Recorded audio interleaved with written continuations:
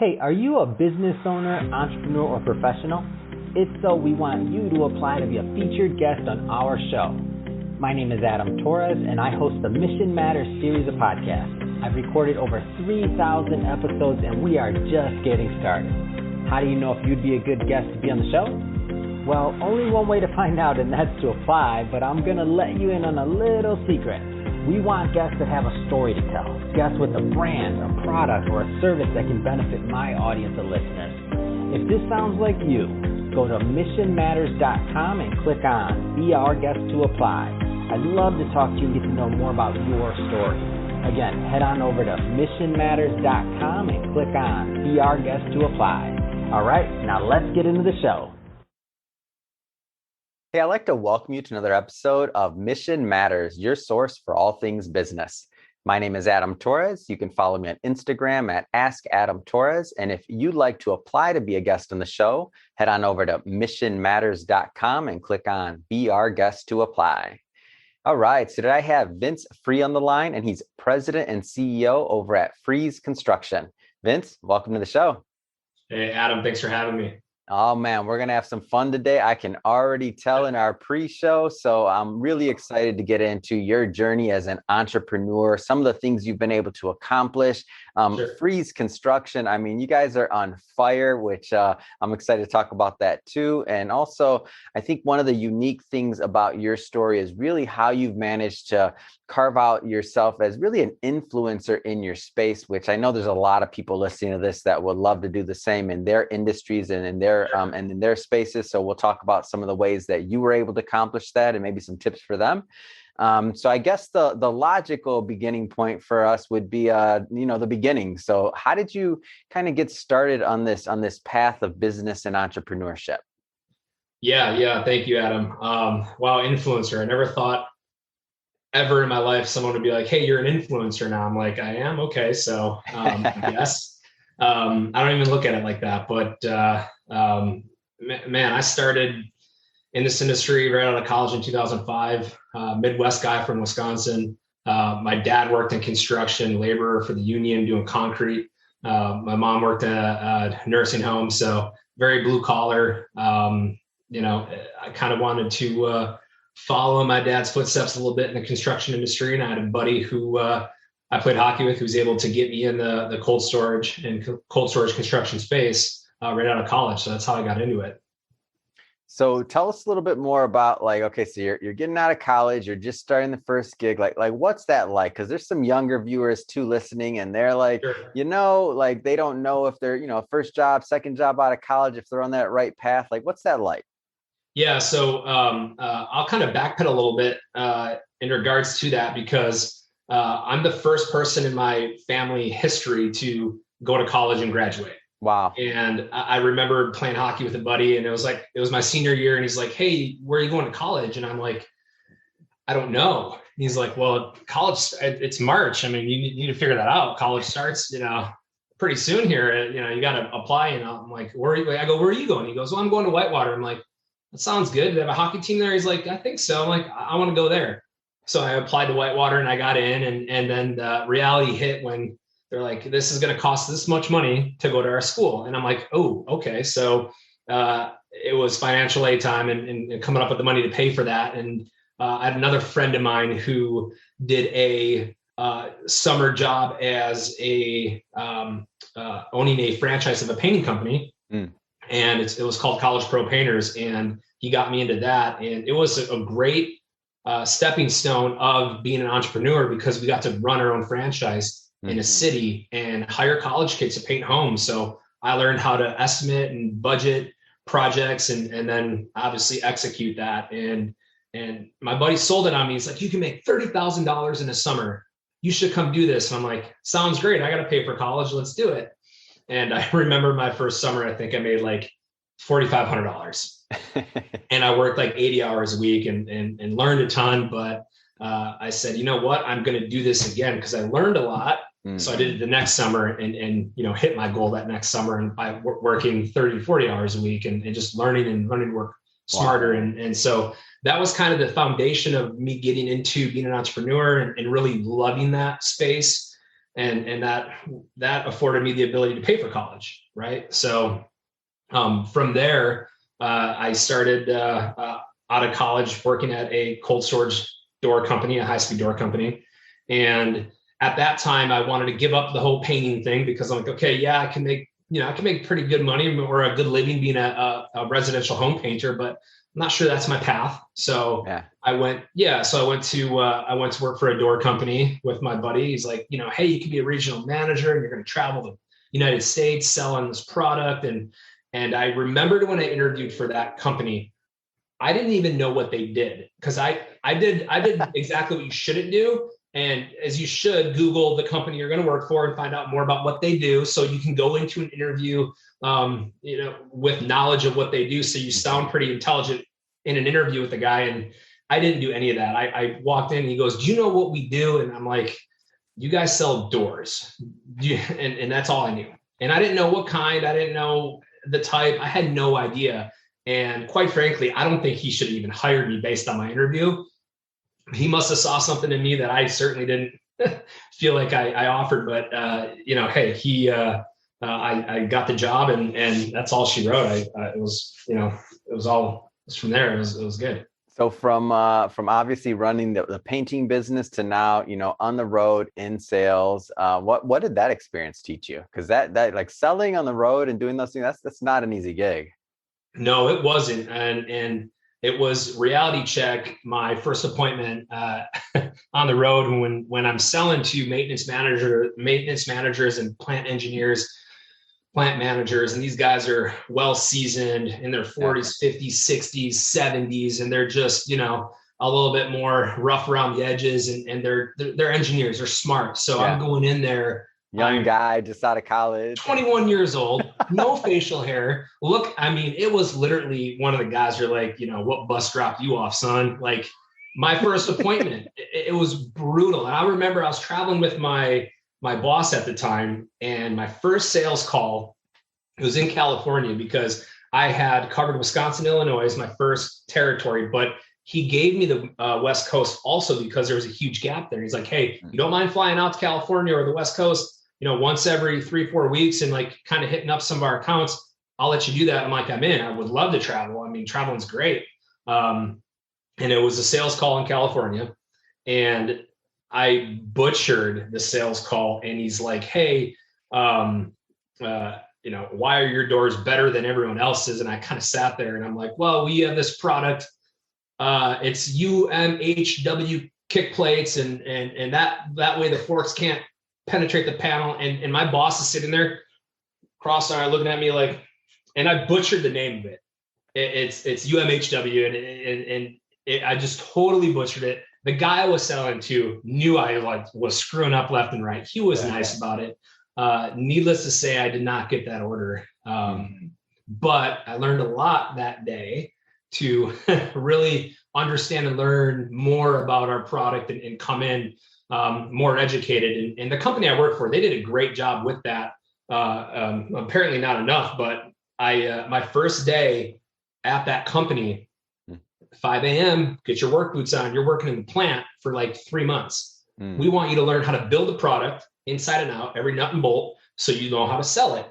So I did that, and it was first week, day 4. I'm like, man, it's early. I got my work boots on. I'm like, why did I go to college and graduate? Why did I do all this to like wake up super early and just freaking, hammer a wrench and pound nails in? And needless to say, it did help me in the long run because I really knew the ins and outs of the product. And after I learned more and didn't butcher my first sales call, I matured in learning how we were different than our competitors, and ultimately learned that we need to know more about our competition's product than they know about it.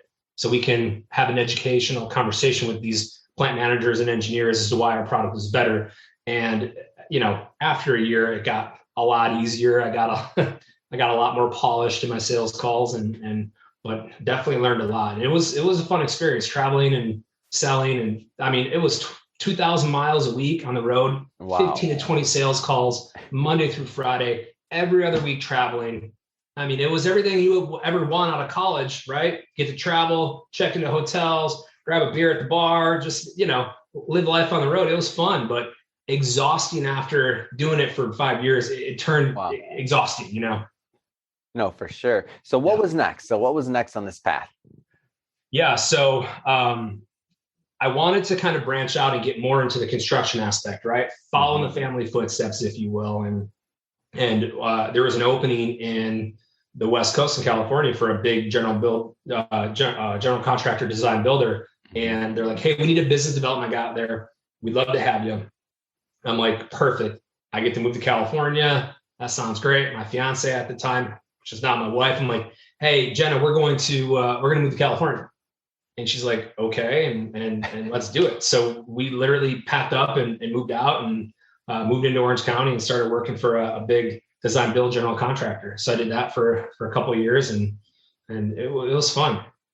Man. And so now we're at the point to where it's time for you to begin Freeze Construction. So obviously, you know, you have this, you know, this general contractor gig, and you're set, you're following the family's footsteps. Like, what causes you to kind of make this shift? Because that's a big move to go from, you know, that normal path, let's say, to that path of an entrepreneur. Like, what causes this shift? Yeah. So Adam, there is a step there's a big gap there we need to fill. And that's when I was working for that GC, there's a subcontracting level of our industry that's a thermal contractor, and they build a thermal envelope. And I went to, after I left that GC, I went to a big thermal contractor in Southern California, and I did that for 6.5, 7 years, something like that. And that's really when I learned more about the thermal envelope of building a building. And that really spearheaded me into saying, you know what, this business, what we do here is something I really, really enjoy doing. And I could see myself one day starting a company in this space. That's awesome. So what led to it? Like, so what was the move? Like, what was that moment? And the reason I asked this question, by the way, is there's a lot of would-be entrepreneurs out there right now that are watching this, that maybe they have an expertise. It could be in construction, it could be in a lot of different, anything, right? They have a certain expertise, or they have something, and they're thinking, you know, maybe I could make a company out of this. Like, maybe I don't necessarily, I want to start something along this path. So the difference is that you actually did it. Like, at some point, like, something happened and you jumped off the ledge, or I don't know, I've heard a lot of different analogies for it, but you did it. I mean, what led to that moment? Well, funny you ask. I think there's three sides to every story and how I got started in this, and many of the people in our industry know really what happened, and some think they know what happened, and some people have no idea what happened. Breaking news here today. I love it. No, I mean, without getting into it, I mean, high level stuff. The owner of the company sold to all the employees in an ESOP. And, it was a great move for him, and it was a great opportunity, and kind of management changed a bit, and things were shifting. I had still no intentions of ever starting my own company. Wow. I thought a lot about it. It was in my heart, right? It was like, kind of like, hey, you should do this one day. You should do this one day. But it's not like I would ever kind of like say randomly walk in the office, hey guys, I quit, I'm doing this. Yeah. And, being married to my wife, Jenna, and her dad, he owned a concrete company. So he was in construction too. So it was kind of all in our bloods, and being an entrepreneur. And it was just, it got to the point where people kind of knew I wanted to start a business one day, and they found out, and they're like, hey man, you're starting a business. So, you're no longer working here anymore. So I literally said, okay, I mean, I wasn't going to, but I guess I am now.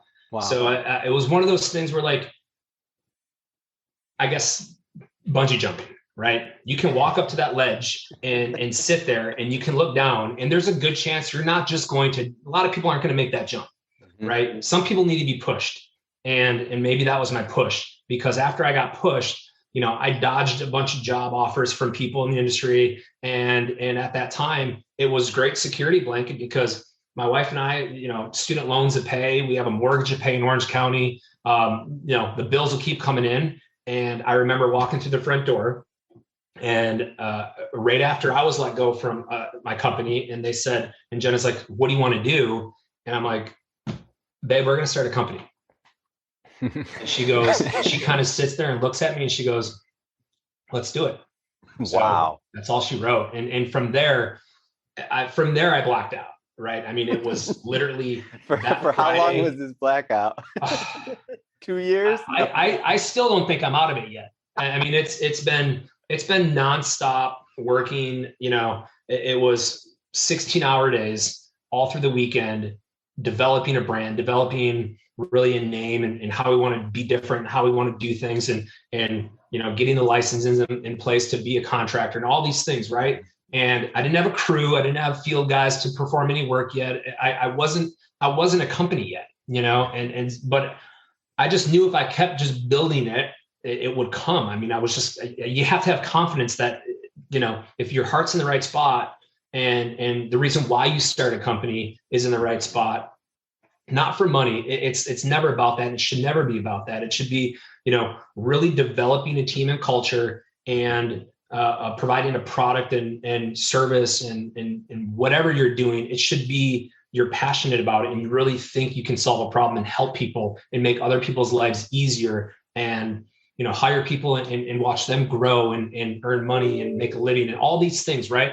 All these things, these are the reasons why you start a business. And that was really a lot of the foundation of why we did what we did. And we made that leap, and maybe we were pushed, but you know what? I think whoever pushed me a lot, because we wouldn't be where we are today without that push. And you know, I think I'll wake up from the blackout soon. That's awesome. Yeah. So obviously all of us as entrepreneurs, you know, we learn from the ups, the downs, the sideways, like everything in between, right? Oh yeah.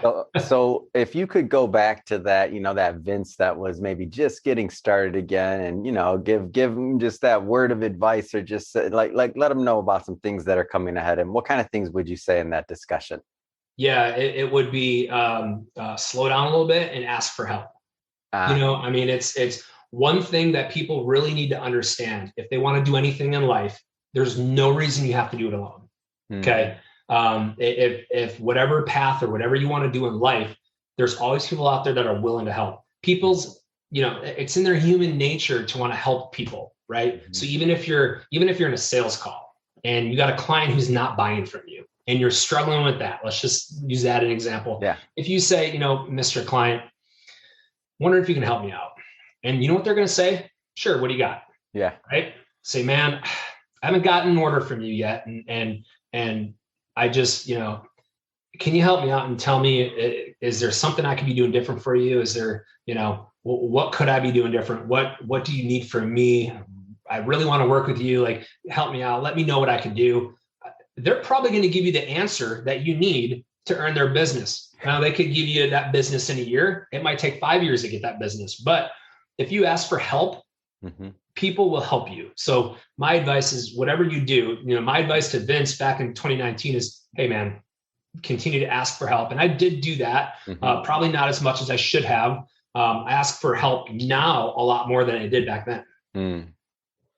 Which is interesting because you're a lot further along. So it's almost like it made a lot of sense for you to do it in the beginning. It makes sense as you grow. It makes sense for the next stages of where you're heading. I mean, at any point, it's like you don't ever stop. You just are maybe asking for different types of help and different types of resources. Totally doing that right now. I mean, the questions I'm asking some of my colleagues and friends in the industry that are business owners and general contractors and even subcontractors, friendly competitors. I ask friendly competitors for help. And that's okay. I mean, it should never be, you know, there should never be bad blood. I mean, listen, you know, there shouldn't be burnt bridges. At the end of the day, we're all in this together, you know, have some fun, make a little money, help each other out. I mean, that's why we do this, right? I mean, we spend most of our time working and away from our family lives, where, you know, it shouldn't be that stressful. I mean, that, you know, have some fun and that's it.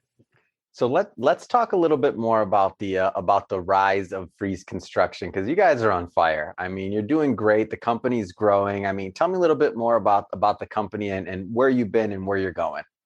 Man, that is, I owe it to a lot of things. First, I owe it to my wife, Jenna.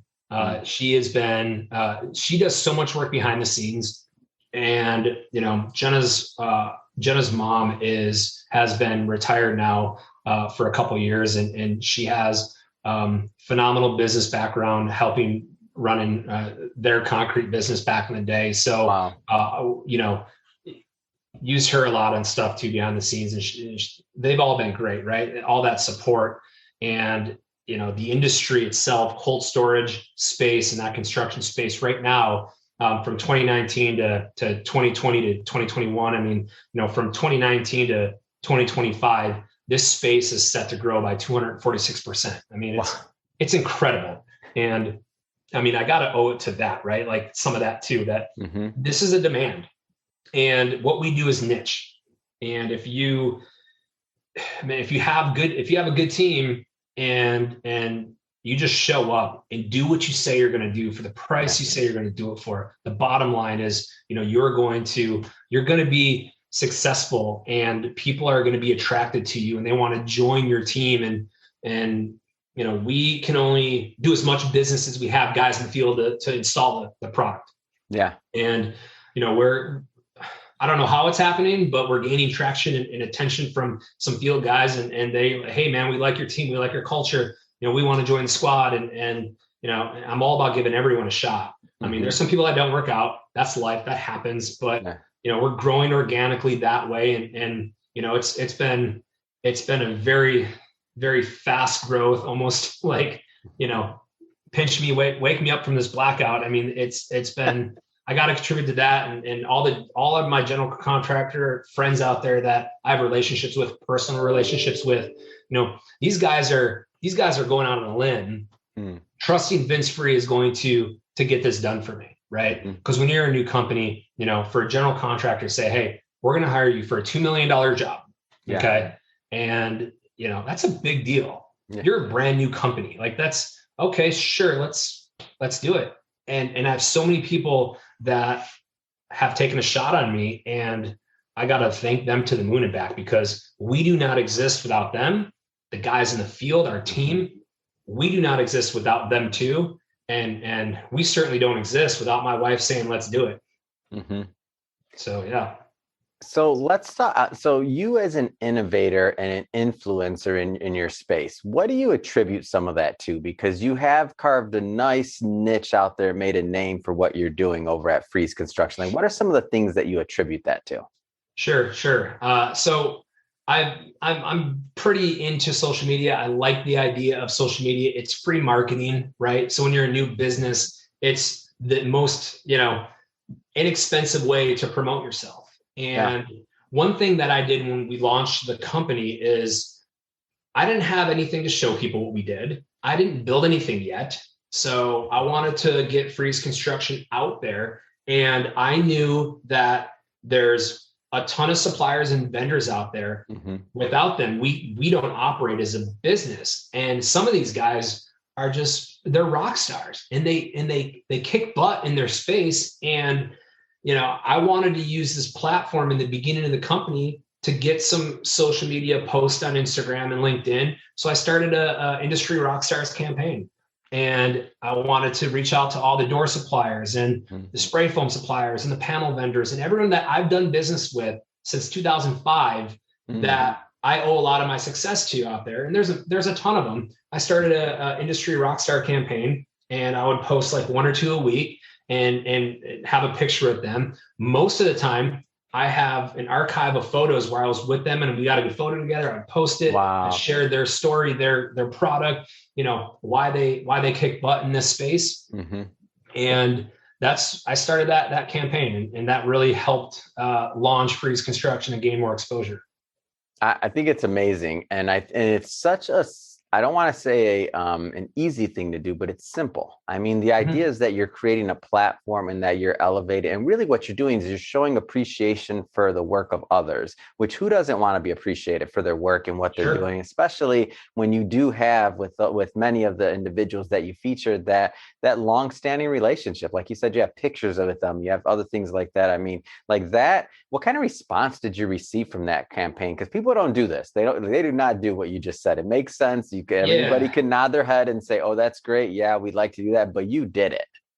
Yeah, it's funny you bring that up, because I would have some people text me and say, bro, what, dude, am I not going to make this list or what? Like, you're going to promote my competitor. I thought we were bros. I'm like, dude, you're like week 3, Thursday post. Don't worry, dude, I got you. It's coming. Like, I can only do so much, but dude, I got you. And yeah, so it was, I thought it gained some pretty good traction. We had some people that came up to me at like trade shows and said, man, it's really cool what you're doing. And it just kind of like confirmed with me that it was, I didn't do it for people to come to me and say, dude, you're awesome for doing that. I didn't do it for that reason. I truly enjoy promoting other people in our industry and helping them any way I can. How important is the, and this is something that I tell, because we work with a lot of people, a lot of different industries, obviously. And one common theme that unites them all is the idea of the importance of telling a story. So most people would say, like when they think about, and I won't say all, but a lot of people would say, okay, construction company, cold storage doors. Like, I don't need to know how to tell stories if I'm in that business. I need to know how to build these, these freezers or put on these panels or do these other things that install these doors.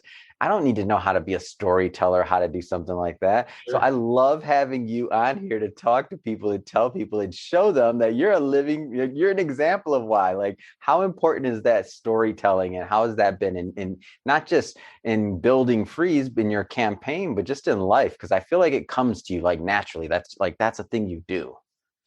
Yeah, I mean, totally does. And I have people that come up to me that are not even in this space, but maybe they're friends with me on Facebook, or because I share some things there, and friends of me on LinkedIn, and they come to me like, man, I want to do what you did one day. And I'm like, well, what do you mean by that? And they're like, well, man, just, I want to start a company, and I really like this space. And, I go, what's stopping you? I mean, it's, do you want to be 80 years old on your deathbed and say, man, I wish I would have started something. It was in my heart to start it. And now it's too late. I mean, I kind of give them that example. Like, if they're going to do something, just do it. What's the worst that's going to happen? That's what I tell people. What's the worst that's going to happen? Mm-hmm. You sell your house, you go back home, live with your mom and dad, like, what's the worst that's going to happen? Right. Yeah. I mean, material things, you know what? You can always do that again. You can always make money another way if you fail. Failure happens. It wasn't all rainbows and sunshine for me. And a lot of people on social media, that's what you see on LinkedIn, where social media is everyone's success story, right? But what you don't see is all the work in the shadows that build up to what you show people in the light. And all that work in the shadows, there's a lot of failures in there. I had a lot of failures in those shadows. Oh yeah. I failed so many contractor exams. You wouldn't even believe me. And, there's a lot of failures in there. Those things were hard for me. I hate taking exams. I hate taking tests, but there are failures in there. People don't know that. And that's okay. Failure is okay. Failure builds character. Failure teaches you how to lose. Failure teaches you how to be humble and respectful in many different ways. Like, it's okay to fail. And that's what people also need to understand. Like, you just don't start a company and, hey, I'm successful. You know what I mean? Like, that doesn't work like that. You're going to fall. Just get up, Man, I love it. And it's true. And I love the idea of talking about failure, and that's going to happen, and what's the worst thing that can happen. And, some bad things can happen, but the thought process of that regret that you mentioned, and that, being 80 years old, or like, what happens if you're, further down the line, and then maybe it's perceived as too late by you for whatever reason. I mean, all those regrets and those other things, like, to me, that's more painful, and that's more scary than the failure part of it, even though the failure and all that is a potential. Oh yeah. So if somebody's watching this and they're thinking about, they're thinking about, like, I want to circle back to maybe the social media and some of the things you did on that, because I think that there's some people watching this that are like, something just keeps them, and these are for the already entrepreneurs and business owners out there, like, something just keeps them from like taking that step and just acknowledging literally, like, the day and age that we're living in. Like, it doesn't matter the business. And that's why I keep bringing up, Freeze Construction, because I'm like, construction business, and yes, and you're doing social media and other things like that, and being of value and creating platforms. Like, what would be your advice to people that are still not completely bought in and are kind of like still holding back, even though there's, pretty much social proof around them? Yeah, I guess, Adam, are you asking if people Like, are? how do they get started? Like, where do they start with this? Like, I feel like a lot of people are in their head with this. Like, where do they start? Oh, that's the $1 million question, right? A good friend of mine said you're not a business until you have a bank account. So you go to the bank and you open your business. You can go to you can establish your company online, right? Form your LLC. Just start there. I mean, just Well, let's take it a create the step further. So foundations. these are for business owners that they already have businesses, but they're still Oh, fighting the idea. They have businesses. They're okay, still fighting the idea of an online presence and how important that is. So, for example, gotcha. I've talked to people that still don't put up a LinkedIn page for their company or for them, and I'm Crazy. like, That's you the don't have craziest a thing I've ever LinkedIn. heard. It's a thing. That's unbelievable. Yeah, unbelievable. So Yeah, it's so I mean a LinkedIn page isn't even a website. Like it's free, it's quick, it's not hard. So what would be your totally, advice to them? Because there's people out totally. there that feel that lawyers, some doctors' offices, they feel like they don't have to have social media, they don't have to have that presence. But you are a living testament of what it can mean. So what would be your advice to them on getting started? Man, I tell them it's 2021 and and everyone is online, so I sometimes feel like having a social media presence on LinkedIn or Instagram or Facebook, or even Twitter is sometimes more important than a website. Mhm. And quite frankly, if you're not on those platforms right now, or at least LinkedIn for a business, man, you're going to get passed up by the people that Mhm. are and taking advantage of that and just start it. Well, then people are concerned, well, I don't want my competitors to know what I'm doing. I go, why? Who cares? Don't worry about them. If they want to watch you and they want to copy you, you know what? Feel flattered by that. Mhm. Show off what you're doing. You worked hard, you earned it. You proud of what you're doing. Show it off a little bit. It's okay to do that. There's so many things too that you can do on social media, on LinkedIn, to promote your business that might have nothing to do with your business. Mhm. Talk about the industry trends. You're building homes right now. Okay. Talk about construction supplies and materials and how those have spiked and why they have spiked. Educate your customers, educate your competitors. If you become the mastermind and the person that it brings knowledge to the industry, people are going to look at you. That is, and instill confidence in your company in what you're doing for free. So Mhm. I would say, why aren't you on there yet? I'd ask them, why aren't they on there yet? And I'd say, Mhm. just do it. You should do it. Love it. Love it. I wanted to get your voice from it because for me, I feel like people look at me and they're, media guys. So they're like, oh, of course he's going to say it because that's his business. Of Well, yeah, it course. is my business, but that's why I had to get you to say it so that people see. And again, you're doing it. So you're not just saying it, you're doing it. And that's the best part. Sure. Yeah. So Vince, I have to ask you, obviously Freeze Construction growing, business growing. I mean, what's next for you? That's a great question. What my wife and I are working on a project right now that we haven't really told a lot of people about, and it's kind of a spin-off of the industry Rockstar in a way, but since the pandemic, there's a lot of businesses out there that aren't allowing their people to travel and get Mhm. out and promote themselves and promote their product and sell their product. and Mhm. and that with highlighting and showcasing people that deserve to be highlighted and showcased. We are in the works of launching a podcast solely for our industry.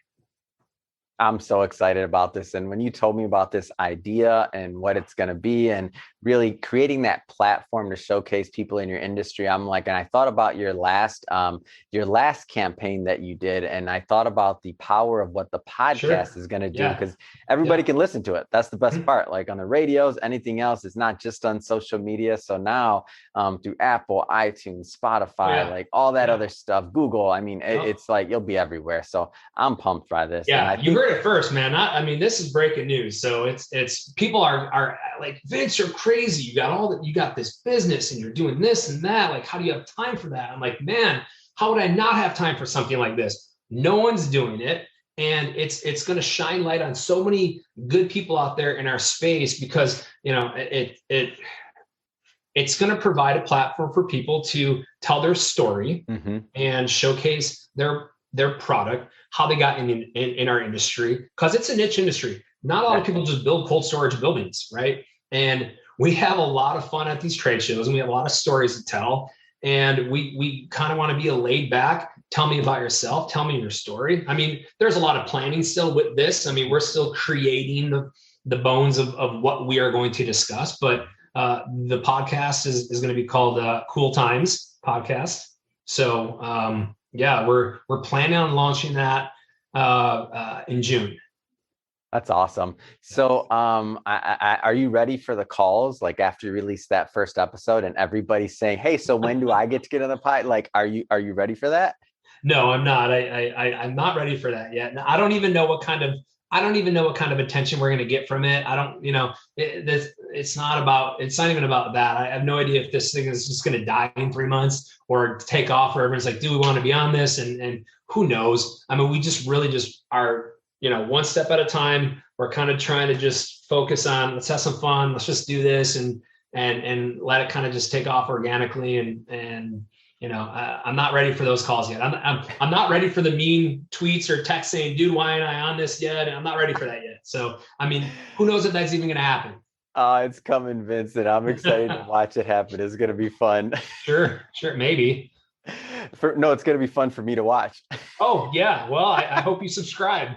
Oh, and I don't even know how any of that works. So I like subscribe to the podcast, all this stuff. Like I'm learning, I'm learning about all that stuff, and that's what you pay people for, to do all that stuff, man. Man, this is great. Yeah. So Vince, so first off, this has been excellent. It's been great catching up with you, learning more about your background as an entrepreneur, all the great work you're doing at Freeze Construction, creating platforms, you're being of service and of value to people, even outside of your business, by creating these platforms. And now upcoming podcast, Cool Times, excited for the release and the launch of that. And of course, we're going to be promoting that. So I'm pumped for that. That being said, though, if somebody's watching this, Vince, and they want to follow you or learn more about Freeze Construction or just your work in general, I mean, what's the best way for people to do that? Yeah. So right now we're on all 4 platforms: Facebook, Instagram, LinkedIn, and Twitter. Most of the handles are just at Freeze Construction, FREEZ, and then construction. We dropped the E, just because our last name, and I thought we'd be hip and modern and dropping the E there, you know what I mean? But we also, as a play on word to our last name, kind of a sideways spin to that, Jenna came up with the name. My last name is Free, F-R-E-E, and we build cold storage space. So we build freezers. So like, why don't you just, instead of like freeze with apostrophe S, or, it's Freeze Construction, but call it Freeze Construction. I'm like, totally, let's do it. So it's awesome. At Freeze Construction, and the Twitter is Freeze Thermal. So, and personally, I am on Instagram and LinkedIn, just at Vince Free, VINCEFREE. That's it. Fantastic.